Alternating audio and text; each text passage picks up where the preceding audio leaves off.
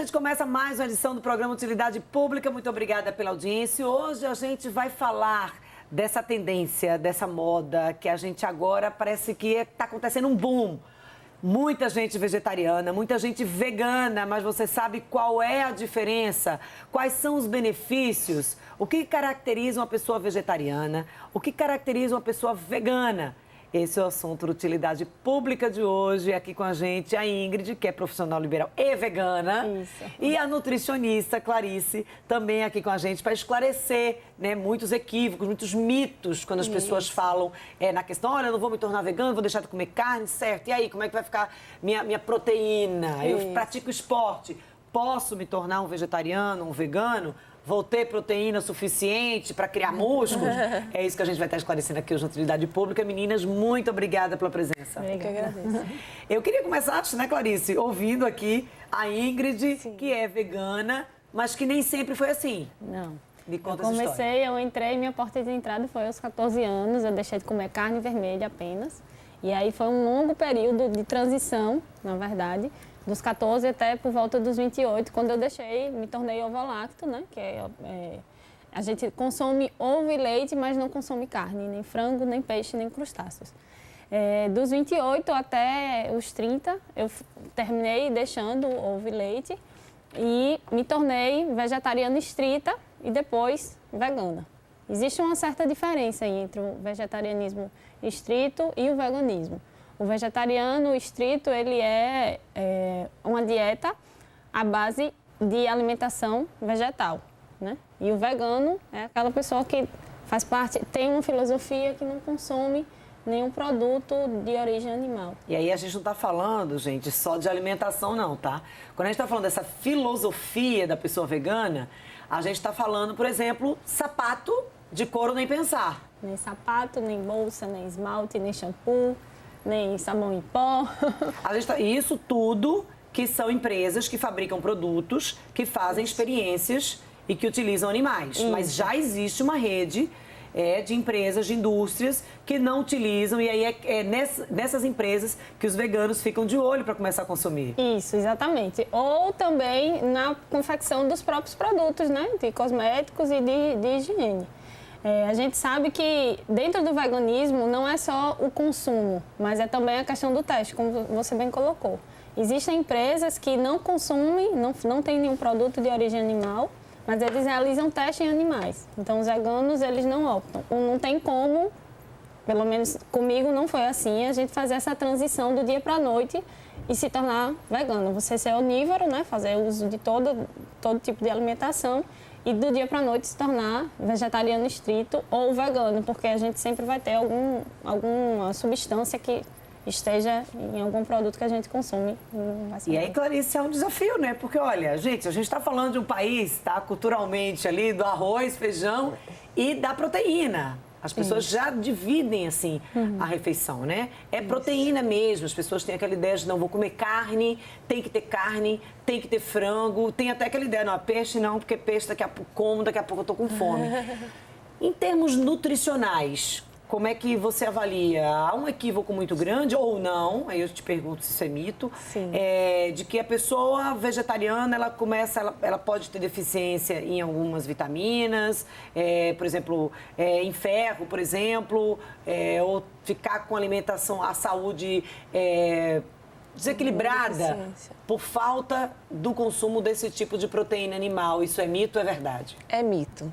Não é o tipo de dieta que vai determinar se vai ser, né, se vai estar carente ou se vai estar adequada, né? São as escolhas alimentares daquele indivíduo ao longo do dia.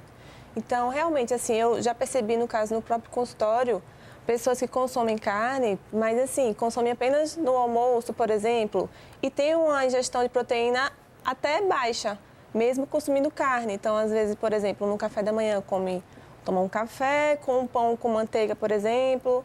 No lanche, come algum biscoitinho com café novamente. E aí, no almoço, consome a proteína, né? Então, assim, a pessoa que vai ser vegetariana ou vegana, ela tem que adequar essa quantidade de proteína na refeição ao longo do dia. Então, se ela é bem planejada, dá sim para conseguir, né, adequar essa quantidade de proteína, tanto ferro, cálcio. Tem alguns micronutrientes que são super importantes e que têm uma certa preocupação quando se trata da alimentação vegetariana e vegana. Porém, assim, essa preocupação é feita justamente acho que por essa cultura, né, de ter que ter a carne. Só que o que é que eu percebo, o que é que também é visto, inclusive em estudos, que deficiência, por exemplo, de ferro, ela acontece tanto em pessoas que consomem carne ou que não consomem carne. E por que que isso acontece, né? Então, não é um fator determinante consumir carne ou não. Então, na verdade, existem várias outras situações que ajudam ou atrapalham a absorção desse micronutriente. Então, por exemplo, eu posso citar aqui uma mulher, por exemplo, principalmente mulheres que costumam ter anemia, né? Então, o ciclo menstrual dessa mulher, se ele tiver um fluxo intenso, ela tem um risco maior, por exemplo, de ter anemia. Outra situação também é a questão da acidez do estômago, por exemplo. Então, pessoas que usam frequentemente antiácidos vai reduzir a acidez do estômago e aí vai prejudicar a absorção tanto de ferro quanto de cálcio, como da própria vitamina B12, né? Ou seja, outros fatores que vão muito além dessa questão, desse equívoco, desse mito de que precisa consumir carne. O que a gente tem visto é muita gente aderindo ou tentando aderir, ou pelo menos dando ali os primeiros passos, ou arriscando entrar pela porta do vegetarianismo, que as pessoas geralmente começam com isso, que são doses homeopáticas. Porque, assim, é uma mudança muito grande, porque a gente está falando de uma mudança que a gente também entra nessa questão cultural. Para a gente tentar trazer na prática aqui, Clarice e Ingrid, por exemplo, teu café da manhã, tua alimentação num dia, assim, você poderia resumir como? Frutas, legumes, Café da manhã. Café da manhã. Eu como uma fruta, eu tenho uma porção de oleaginosa, uma castanha de caju, uma noz, uva passa, uma panqueca, né? Entre um grão de bico, uma panqueca com grão de bico. A panqueca com leite? Com leite vegetal. De coco, ou de amêndoas, ou de amendoim, né? Com um pouco de cacau. Um cuscuz, olhando para a nossa dieta aqui mais, né, nordestina. Uma batata doce, que é bom também. Tudo isso segura. Não vai deixar você com fome. De maneira alguma. E olha que eu como bem legal. Aí você segue o que? A hora do almoço. Porque, por exemplo, feijão. Até o feijão daqui a gente costuma comer. No Brasil, a gente costuma comer com carne. Aí, no caso, eu como em casa. No almoço é o feijão, né, uma leguminosa. E aí eu vario muito durante a semana vários tipos de feijão. O arroz, salada e um prato colorido. E me satisfaz. O lanche de uma pessoa vegana, qual é? Fruta, uma vitamina com água de coco, um suco verde. Tem as próprias panquecas, que são feitas com aveia, quinoa, né?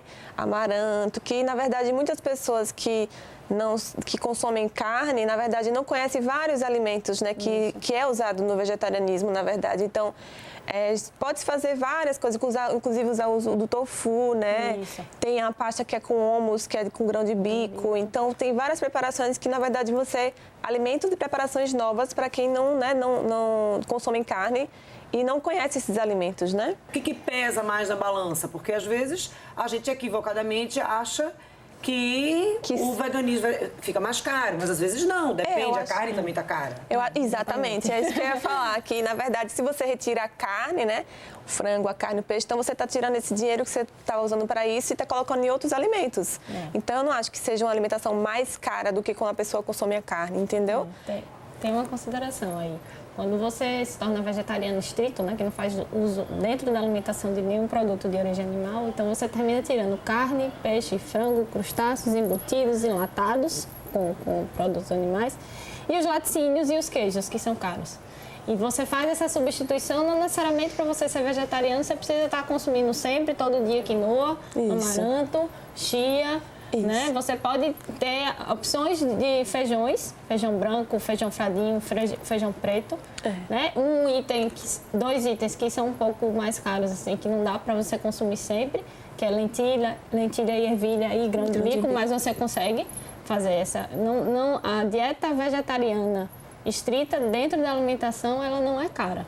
Agora, para um vegano que vai fazer consumo de outros produtos, se ele não tiver essa disciplina nem condições financeiras de estar bancando os cosméticos e produtos de higiene de um modo geral, aí sim ele vai talvez pesar um pouco. E assim. restaurante também, né? E Restaurante também. vegetariano e restaurante vegano. Esse tipo de restaurante é bem caro, mas meninas, a gente vai continuar o nosso bate-papo. Daqui a pouco a gente volta aqui com essa discussão. É você que tem interesse em se tornar um vegetariano vegano, mas aí tem muitas dúvidas, a gente está tentando aqui esclarecer essas dúvidas. Quem sabe você também vai passar para esse grupo que estava faltando aí, era esse estímulo, esse exemplo. A gente volta já.